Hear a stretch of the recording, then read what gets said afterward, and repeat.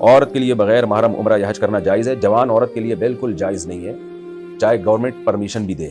لوگوں میں بے دینی پھیلتی چلی جا رہی ہے اور اپنی لیے آسانیاں تلاش کرتے چلے جا رہے ہیں، کہتے ہیں بیت اللہ جا رہے ہیں، وہاں کیا فتنے کا خطرہ ہے؟ کیوں نہیں فتنے کا خطرہ؟ مرد اور عورت جہاں بھی ہوں گے تو پہلے مرد مرد ہے، عورت عورت ہے، اور اس میں تو زیادہ فتنہ ہے کیونکہ 10-15 دن گروپ میں اکٹھے رہتے ہیں، بہت زیادہ بے تکلفی کا خطرہ ہوتا ہے۔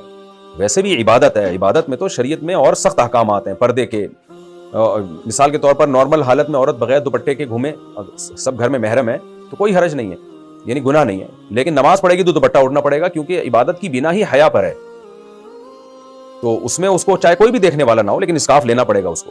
تو ایسے ہی حج اور عمرہ عبادت ہے، تو اس عبادت میں تو سخت احکام ہے۔ آپ بغیر محرم کے، جوان عورت کی بات کر رہا ہوں میں، بوڑھی عورت گروپ میں جا سکتی ہے، گنجائش ہے، تو جوان عورت کے لیے جائز نہیں ہے بالکل کہ وہ اتنا لمبا سفر کرے، اور پھر سفر اس سے زیادہ مسئلہ یہ ہے کہ وہاں 10-15 دن گروپ کے ساتھ گزارے۔ ہر طرح کے لوگ حج عمرے پہ آئے ہوئے ہوتے ہیں، تو یہ ٹھیک نہیں ہے، اس کے لیے کوئی محرم کا ہونا ضروری ہے، جو ایک محرم کا ایک روب ہوتا ہے، ایک پھسلنے کا خطرہ نہیں ہوتا انسان کو۔ بہت سے لوگ کہتے ہیں جی فلاں آنٹی تو ہو کر آئی تھی، انہیں تو کوئی فتنہ نہیں ہوا، تو فتنے کا خوف شریعت کہتی ہے کہ فتنے کا خوف ہونا کافی ہے، فتنے ہونا ضروری نہیں ہے۔ جہاں چرس بٹ رہی ہو، آپ اپنے بچے کو روکتے ہیں۔